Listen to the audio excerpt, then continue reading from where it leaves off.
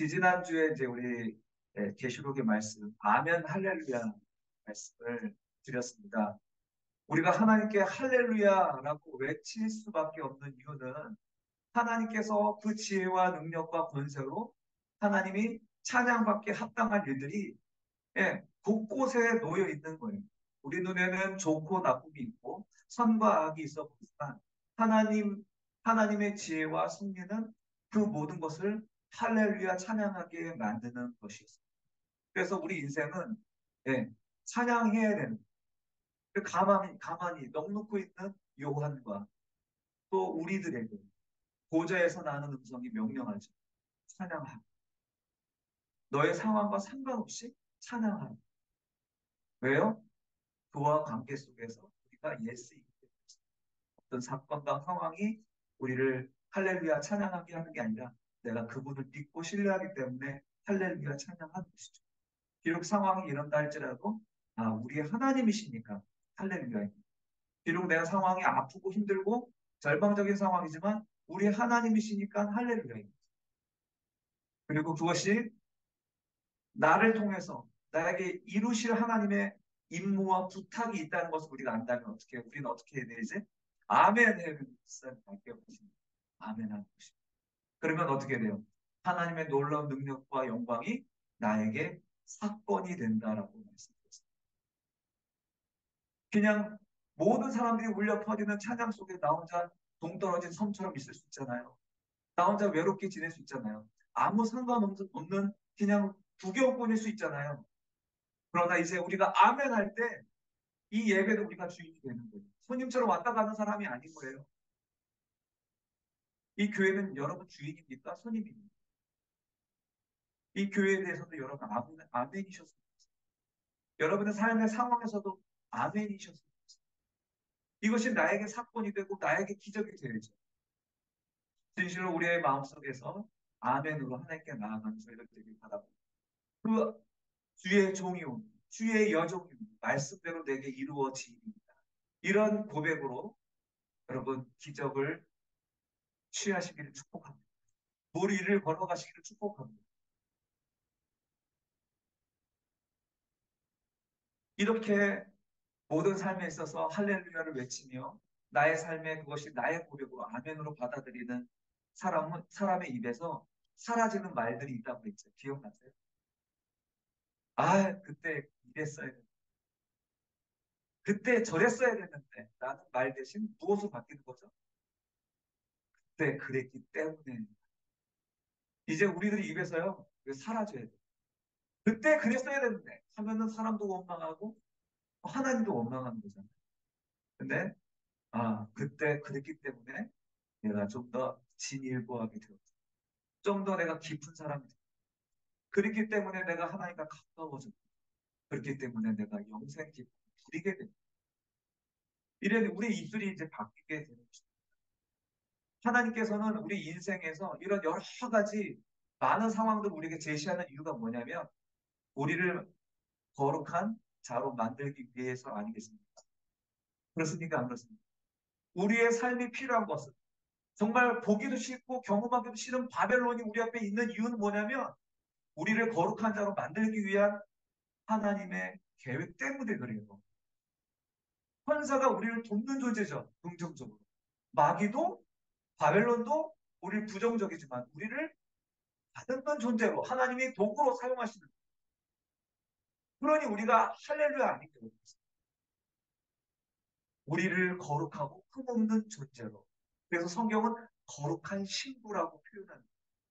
옛사람의 옛 아버지의 습관을 버리고 하나님의 사람으로 만들어가기 위해서 시댁 식구의 사람이 되게 하기 위해서 하나님은 우리를 거룩한 신부로 만들어요. 그래서 성경에서 가장 중요한 모티브가 뭡니까? 그래서 가장 중요한 모티브가 뭐예요? 결혼이에요. 성경의 시작도 결혼이고 마무리도 결혼입니다. 오늘 본문에서도 그 결혼의 모티브가 나오죠. 우리 한번 7절과 8절을 읽기 전에 오늘 첫 번째 계속 보여드리는 이유는 뭐냐면 큰 그림 속에서 본문을 보자는 거예요. 자, 오늘은 19장 끝부분 19장 끝부분을 보고 있습니다. 19장은 어떤 내용이냐면 짐승과 거짓 선지자의 최후, 몰락을. 그러니까 6번째, 7번째 재앙이 이제 구체적으로 보여지고 있는데 바벨로니아로 통칭되는 세상의 최후의 심판이 기록되고 있는 거예요. 자, 이 이야기를 보면 우리를 괴롭히고 있는 존재들이 점점 몰락해 가고 있다. 이야기로 치면 뭡니까? 점점 클라이막스로 향하고 가고 있다. 선지자들은 이것을 뭐라고 선포했죠? 하나님 나라가 가까이 왔다라고 선포했죠. 종말이라고 얘기하죠. 그러나 이것을 오늘 우리가 다른 말로 표현하자면 우리는 절정으로 향해 가고 있는 거예요. 우리의 구원이 뭔지 심판이 뭔지 모르는 사람들은 그냥 그저 종말인 거예요. 알지 못하는 불확실한 미래에 대한 두려움일 뿐이에요. 그러나 그 종말을 알고 있는 우리들은 하나님 앞에서 지금 어떤 상황인 거예요? 그 하나님의 놀라운 이야기 책 속에서 우리는 절정을 살아가고 있는 거예요. 그래서 제가 오늘 제목을 절정을 살아가는 자들이라고 이제 이야기했습니다. 그 클라이막스 속에서 우리 누려야죠. 그 울고 막 발버둥치면 안 되잖아요. 우선 누리면서 살아야죠. 두려워 떨면서 움츠러들지 말아야죠. 절정입니다. 그 위대한 대단원을 눈앞에 보고 있습니다. 기대해야죠.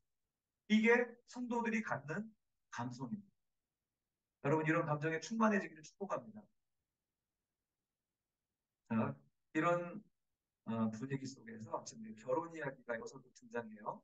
7절 한번 보겠습니다.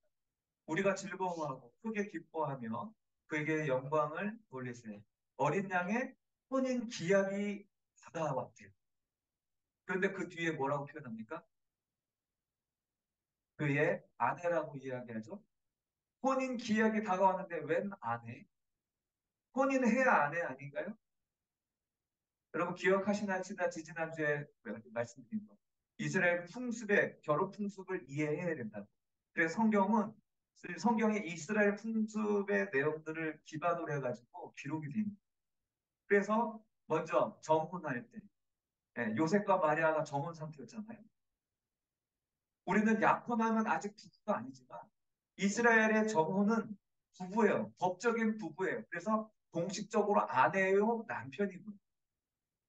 그러니까 우리가 그리스도와 함께 예수 그리스도께서 오심으로 우리와 정혼한 관계가 되었는데 어떻게 해요? 이스라엘 풍습의 결혼은 다시 또 별거에 들어간다고 했습니다. 별거에 들어간다. 그 별거가 그 기간 동안에 아내는 무엇을 준비합니까? 시대 식구의 사람으로 준비되어서 갑니다. 내가 똑같이 예전에 아버지 집에서 살고 있지만 예전에 그 신랑을 만나기 이전의 삶의 방식과 신랑을 만난 이후의 삶의 방식이 같을 수 없다라는 말씀드렸죠. 같을 수 없는 거예요. 준비해야 됩니다. 시댁 사람은. 그러면 신랑은 뭐합니까? 아버지 집에 들어가서 그냥 가만히 놀아요? 아니, 준비해요. 내 신부를 맞이할 준비. 그 모든 더러운 것들을 청소하고 리모델링 하는 거예요. 무슨 말씀이신지 아시죠? 그래서 오늘 본문에 보면은 이 7, 8절은 바로 신부가 준비된 모습을 보여줍니다. 신부가 준비됐대요. 그의 아내가 자신을 준비했다. 이렇게 얘기하고 있고요. 8절에서 한번 어떻게 얘기하냐면 그에게 빛나고 깨끗한 세마포 옷을 입도록 허락하셨으니 이 세마포 옷은 성도들의 옳은 행실입니다. 지금 성도가 지금 준비되어서 깨끗한 드레스를 입혀줍니다. 하얀 옷을. 이렇게 준비되었으니까 이제 결혼이 임박한 거죠. 그리고 11절부터 이제 16절까지 보시면 11절부터 16절까지 보시면 백마탄 왕자를 묘사하는 내용입니다. 그리고 17절부터 18절은 그 백마탄 왕자를 통해서 이제 심판이 선언되는 장면이고 그리고 19장부터 21장까지는 1절까지는 그 백마탄 왕자가 선언된 심판을 시행하는 결혼해서 정혼한 관계였지만 별거 상태에 들어갔잖아요. 그 신부는 자신을 준비하였다고 성경에 기록하면서 준비된 신부의 모습을 보여주고 신랑도 이 최후의 결혼을 준비하기 위해서 준비하는 모습이 등장하고 신랑도 가만히 있는 게 아니에요. 준비하고 있는 거예요. 어떻게요? 리모델링 하는 거예요, 집을. 깨끗하게 청소하고 모든 악한 것들, 더러운 것들을 몰아내고 천사들을 시켜서 고치고 있는 거예요. 고치고. 뚝뚝 딱딱 하면서. 이 모습을 지금 보여주고 지금 이제 지금 절정으로 가고 있는 거죠. 무엇이 절정, 무엇이 최후의 대단원입니까? 바로 이 결혼식을 지금 바라보고 있는 거예요. 결혼식이 임박해 있다라는 것을 지금 성경은 이야기하고 있습니다. 여러분, 이 클라이막스를 향해 가고 있는 성도들의 삶, 그게 우리에게 기쁨이어야 되고 기다림이 되는 거예요. 되어야 되는 것입니다. 사랑하는 성도 여러분, 결혼은 그래서 성경에서 가장 중요한 모티브다. 한번 우리 아무리 반복해도 지나치지 않기 때문에 죄송하지만 이 영상 한번 다시 보겠습니다. 자, 이 연합이라는 이미지는 어떤 걸 떠올리게 되죠? 우리 일상생활 속에서 부부가 연합하잖아. 완전한 몸이고 완전한 여자인데 결혼해서 한 몸을 이루는 거잖아요. 이게 성경에서 말하는 결혼이잖아요. 그렇죠? 하나님께서 우리 마음속에 처소 삼는다는 이 얘기는 결국 연합을 이야기하는 거예요. 연합. 그런데 놀라운 거는 자, 찾아보세요. 창세기 2장 24절. 성경에서 가장 중요한 구절이라고 생각하는 것은 바로 2장 24절이에요. 창세기 2장 24절. 제가 죽거든 이창남 목사는 가장 중요한 성경의 구절이 무엇이냐라고 이야기한다면 창세기 2장 24절이라고 말하더라. 이렇게 기억해 주시기 바랍니다. 자, 시작. 이러므로 남자가 부모를 떠나 그의 아내와 합하여 둘이 한 몸을 이룰지로다. 이게 성경의 알파와 오메가예요. 왜? 성경의 처음도 결혼으로 시작하고 성경의 마지막도 결혼으로 끝나요. 성경의 처음도 연합을 예고하고 있고 성경의 마지막도 연합을 결실 맺음으로써 끝내고 있는 거예요. 성경은 이 연합의 모티브로 이해를 해야 되는 거예요. 신랑, 하나님이 독생자를 보내서 장성한 아들을 보내서 우리의 신랑 삼으시고 그 신랑이 우리를 신부 삼아서 우리가 하나님의 나라로 완전한 연합을 이루는 이 이야기가 성경의 처음부터 끝까지 쭉 이어지고 있는 거예요. 이것이 하나의 커다란 렌즈인 거예요. 렌즈. 이 렌즈를 가지고 성경을 봐야 되는 거예요. 자, 그런데 그 신랑이 신부를 전혀 자격도 없고 술람미 여인같이 까무잡잡하고 왕족도 아니고 하찮은 신분인데 그런 신분이 그 왕에 의해서 거룩한 사람이 되는 거잖아요. 성경의 이야기가. 그렇죠? 마찬가지예요. 자, 우리가 결혼을 하면 우리나라 사람들은 그래도 자기 성씨를 가지고 살아가잖아요. 결혼한다고 해서 우리 설은아 씨가 이은하 씨가 되는 게 아니잖아요. 하지만 자식들은 다 아버지의 성씨를 따라가죠. 이런 면에서 굉장히 성경적인 거예요. 성경의 메시지는 그 신랑에 의해서 신부가 거룩해지고 그 신부와 결혼해서 낳은 자식들이 거룩해지는 거예요. 왕족의 신분이 되는 거예요. 그렇죠? 미국 같은 데는 어때요? 결혼하면은 부인의 이름이 바뀌어요, 안 바뀌어요, 성이? 바뀌잖아. 그 아내는 원래 아버지의 이름을 따랐었지만 결혼하면 남편의 성씨를 따라가는 거예요. 이게 다 성경적인 그 가치가 여기까지 내려와 있어요. 성경은 바로 그 얘기를 하고 있는 거예요. 우리가 하나님의 형상으로 창조되었다고 창세기에서 말하고 있죠. 우리가 하나님의 형상으로 만들었다고 했잖아요. 가장 귀한 존재로 만들어서. 그러나 우리가 하나님이에요? 우리가 신이에요? 아니거든. 그런데 마귀가 너 하나님처럼 될 수 있다고 얘기하는 거예요.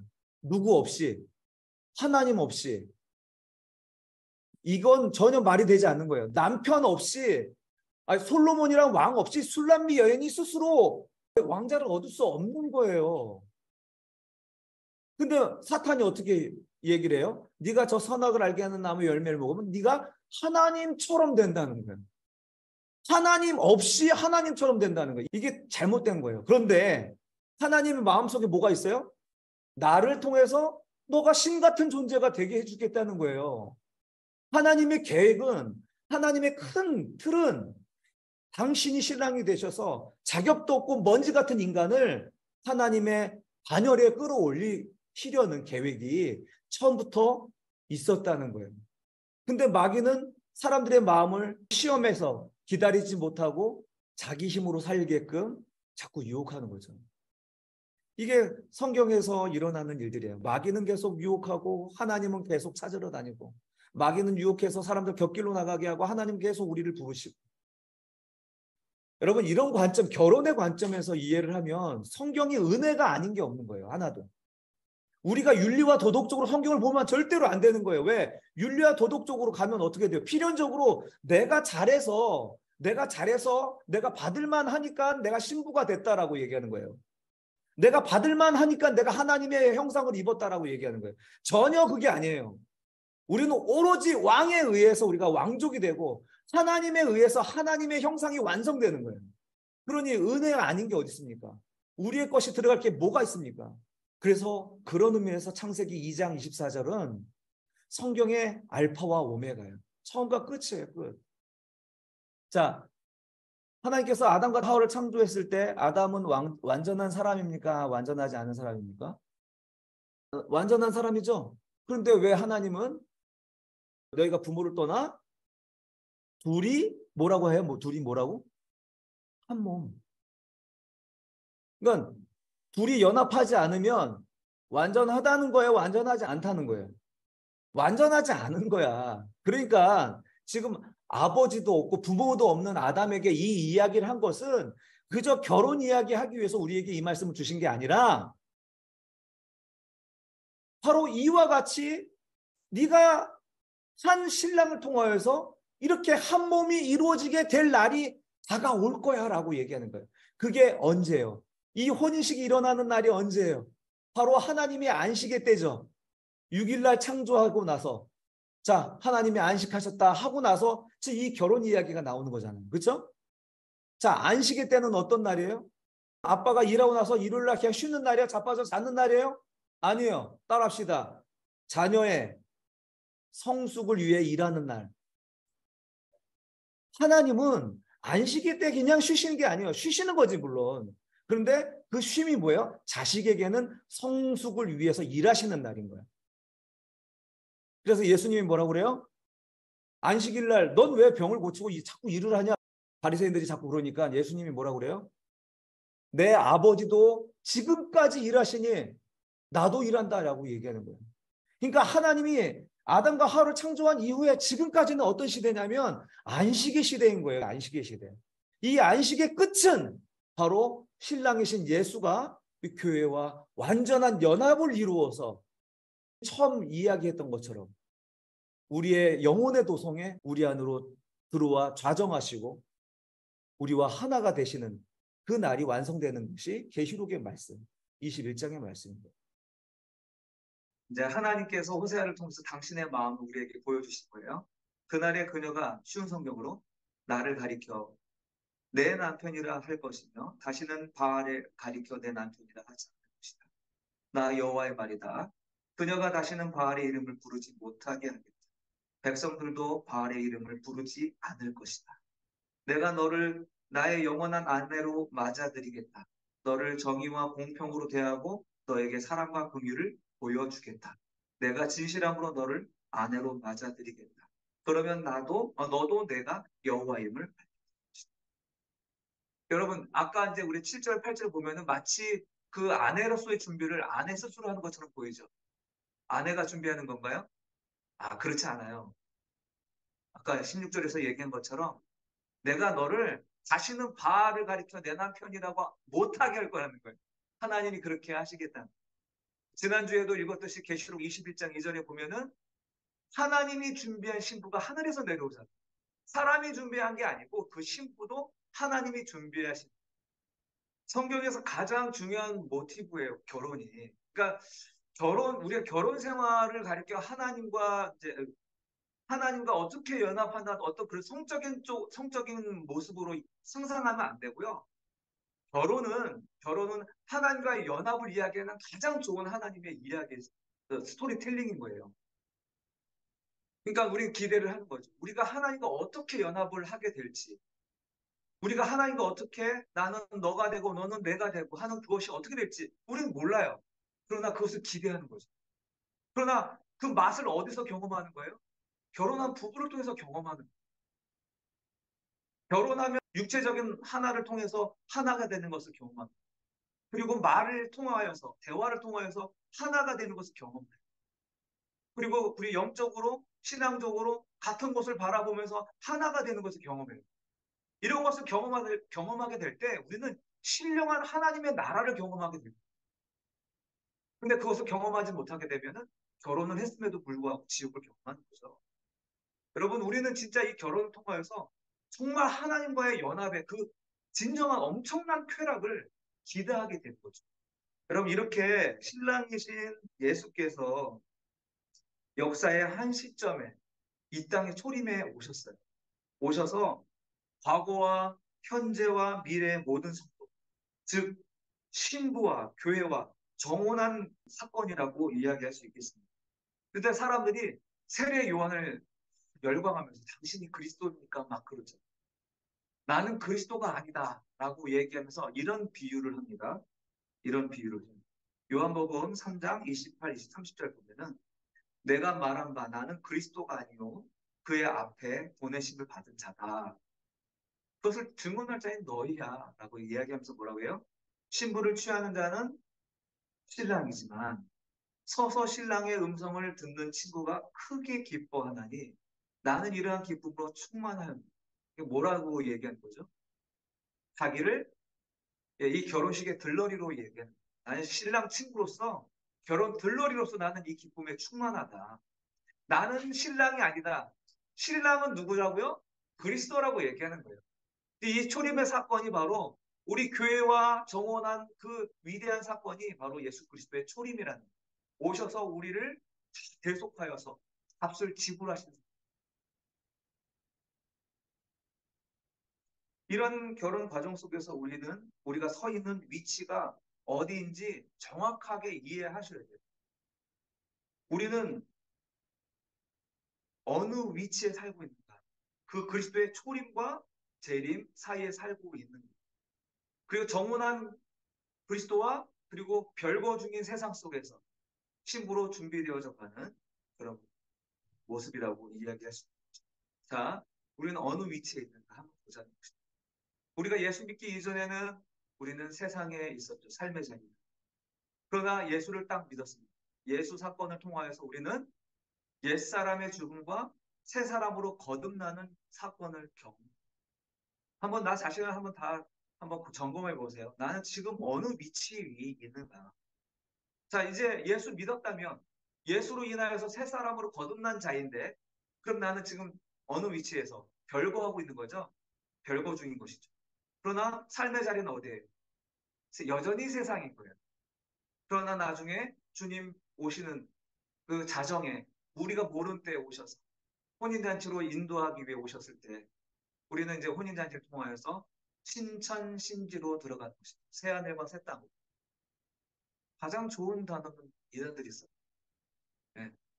신천신지에 우리가 들어가게 되는 것이죠. 삶의 자리가. 그럼 우리 자기 정체성은 어떤가? 예수 믿기 이전에는 우리는 세상 사람이에요, 그냥. 근데 예수 믿음으로 인하여서 우리는 새로운 피조물로 되었고 법적으로 그리스도의 아내가 된 거예요. 그리스도의 신부가 된 거예요. 법적으로. 그러나 여전히 삶의 자리는 세상이지만 그의 정체성은 뭐예요? 같이 읽읍시다. 정체성은 뭐예요? 세상 속의 그리스도인이라는 거예요. 세상에 속하지 않는 세상 사람. 세상에 속하지 않은 나그네라고 그럽니다. 그래서 혼인잔치 때 우리는 완성된 하나님의 형상을 얻게 되고 예수 그리스도와 완전한 연합을 하게 되는 것입니다. 자, 여러분은 어느 위치에 있는 것입니까? 우리는 똑같이 삶의 자리는 세상입니다. 그리스도 이전입니까? 아니면 그리스도 이후? 우리는 분명히 예수 그리스도를 믿음으로 우리는 새로운 피조물이 되었습니다. 할렐루야. 그럼 우리의 위치가 어디라는 것이? 별거 상태에 있는 이 세상. 그러나 그리스도의 신부로 준비되어지는 이 상황에 우리가 있다는 것을 알 수 있습니다. 여기에 이제 우리의 기독교 교리가 담겨 있는 것이죠. 우리 세상에 있던 저희들이 소명을 받아서 주님께로 와서 이 중간에 우리의 믿음과 신앙이 들어가죠. 그래서 중생과 칭의라는 표현으로 이제 우리는 익히 들어서 알고 있죠. 그러나 우리 별거 중에 세상 속에서는 우리는 그저 세상 속에 그저 내버려진 존재가 아니라 성화가 이루어지는 기간이라는 거예요. 주님께서 우리 이끌어가는 거룩한 자로 만들어가는 견인의 기간에 있다는 거예요. 그러니 우리는 옛사람의 깨어짐을 경험할 수밖에 없는 거죠. 옛사람의 옷을 벗겨지는 일들을 경험하게 되는 것은 이상한 일이 아니라는 거죠. 그렇게 해서 결국 우리는 영화로운 자가 된다는 거예요.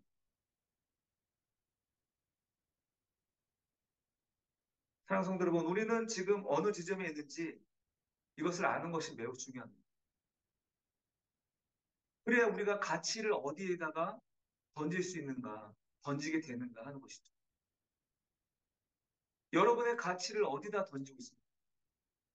내가 만약에 그리스도 이전의 세상 사람이라면 그저 세상 사람들처럼 우리 가치 있다고 여기는 것에 우리의 시간과 돈을 쓰겠죠. 여러분의 가치 있게 여기는 것은 무엇이냐? 그것은 여러분이 시간과 돈을 쓰는 것에 여러분의 가치가 있습니다. 여러분은 시간을 어디다 쓰십니까? 여러분은 돈을 어디다 쓰세요? 그거 여러분이 추구하는 가치. 우리의 서 있는 위치를 분명히 하지 못하면 그리스도이면서도 세상 속에서 살아가는 사람임에도 불구하고 세상 사람으로 살아가는 우리의 위치를 알지 못하고 깨닫지 못하고 그렇다는 거죠. 우리는 그리스도의 신부로 준비되어져 가는 사람이라는 것을 잊지 마십시오. 그것을 분명히 아십시오. 그러면 우리는 어디에다가 목표를 두고 어디에다가 가치를 두고 살아가야 되는지를 여러분들이 정할 수가 있는 거예요. 무엇을 위하여서 그렇게 살아가는 거예요. 무엇을 위하여 내가 그렇게 애를 쓰는 거예요. 여러분 이것을 분명히 알 수 있는 비결입니다. 내가 위치를 분명히 아는 거죠. 이렇게 준비하는 신부는 어떤 자세로 살아가야 되는지 또 한 번 보겠습니다. 마가복음 2장 19절 20절 같이 읽겠습니다. 시작. 계속해서 그들에게 이르시되 혼인집 손님들이 신랑과 함께 있을 때에 금식할 수 있느냐? 신랑과 함께 있을 동안에는 금식할 수 없느니라. 그러나 신랑을 뺏길 날이 이르니 그날에는 금식할 것이니라. 자, 예수님께서 우리 이 땅에 오셔서 같이 계실 때 지금 유대인들이 비난을 하는 거죠. 너희들 어떻게 안식일에 이렇게 먹고 마시고 이렇게 먹기를 탐하냐. 그러니까 야 신랑이 있고 같이 이렇게 즐거운 시간에 금식할 수 있냐. 너희들 금식을 자랑하는데 신랑이 지금 눈앞에 있는데 금식할 수 있냐. 그러나 신랑을 빼앗길 날이 올 거라는 거예요. 별거할 날이 올 거라는 거예요. 그때는 어떻게 하라고? 금식하라고요. 금식. 성경에서 금식의 개념이 뭡니까? 금식? 금식은 그저 어, 음식을 안 먹고 보행하는 게 금식이 아니죠. 금식은 따라합시다. 깨어 있는 것입니다. 깨어 있는 거예요. 먹는 걸 탐하지 아니하고 먹는 것으로 배부르지 아니하고 내가 정말 중요한 것이 무엇인지 내가 목표를 삼을 것이 무엇인지를 알기 위해서 음식을 끊는 거예요. 여러분 금식은 정신 차려서 바른 목표를 깨달으라고 하는 상징적인 태도입니다. 금식 자체가 거룩한 게 아니에요. 금식을 통해서 내가 진짜 중요하게 생각하는 게 뭔가를 깨달으라는 거예요. 금식은 또한 음식을 끊는 거기 때문에 나의 죽음을 상징하기도 해요. 여러분 우리의 죽음 이후에 무엇이 다 필요할까요? 죽음을 통하여서 우리는 뭘 생각을 해야 돼요? 죽음 이후의 영생을 생각하라는 거 아니겠습니까? 금식을 가르칩니다. 신랑이 없는 그리고 별거 중인 이 준비 기간에 우리 신부들은 무엇을 해야 되냐면 깨어서 기도해야 되는 거예요. 무엇이 중요한 것인지 무엇이 가치 있는지를 깨달아야 한다는 그 기간을 우리들에게 말씀해 주십니다. 그리고 고린도 후서 11장 2절에서 3절 말씀 같이 한번 해볼까요? 시작. 내가 하나님의 열심으로 너희를 위하여 열심을 내노니 내가 너희를 정결한 처녀로 한 남편인 그리스도께 드리려고 중매하노라. 그러나 나는 뱀이 그 관계로 하와를 미혹한 것 같이 너희 마음이 그리스도를 향하는 진실함과 깨끗함에서 떠나 부패할까 두려워하노라. 아멘. 우리가 지금 이렇게 그리스도께 준비되어져 가는 삶이면서 동시에 우리는 어떤 존재로 부름을 받는 거예요? 네, 나와 같은 처지에 있는 준비되어져 갈 준비되어져 갈 그리스도의 신부들을 찾아가는 것입니다. 그들에게 너도 준비해서 그리스도의 신부로 준비되어서 그리스도와 연합되어야 된다는 것을 가르쳐 줘야 될 임무가 동시에 주어진 거예요. 나도 그리스도의 신부로 준비되어져 가지만 동시에 어떤 자로요? 예, 그리스도의 신부 될 자들을 찾아가는 일들이 나에게 부탁되었다는 사실. 여러분, 우리의 가치를 어디에 두어야겠어요? 우리가 세상의 사람이었다면, 그리스도 이전의 사람이었다면 누가 뭐라고 하지 않습니다. 그러나 우리가 그리스도를 믿음으로 새로운 피조물이 되었고 정원한 관계가 되었다면 우리들에게 요구하는 것은 너희가 신부로 되어야 한다는 것을 말씀해 주는 것입니다. 여러분이 준비하지 않더라도 주님이 사랑하시는 자들은 분명히 준비하실 거예요.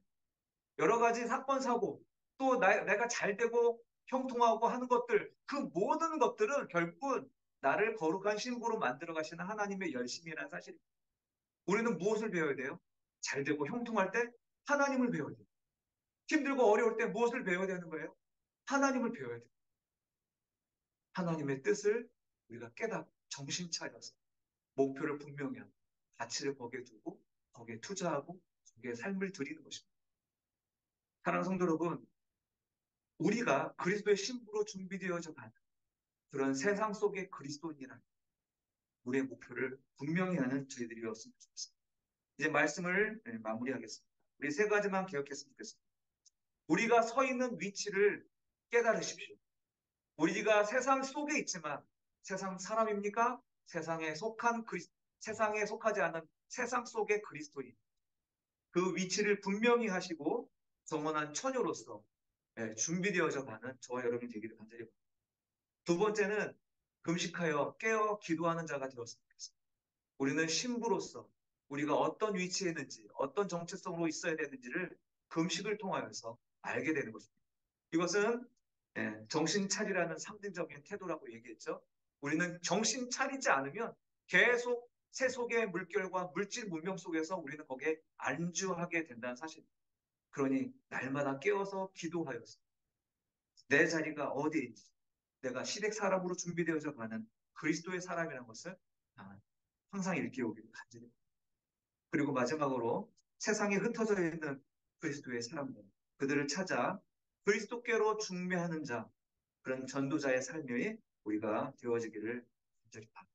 이 세 가지를 기억하셔서 그리스도를 맞이하시는 저와 여러분 되기를 간절히 바랍니다.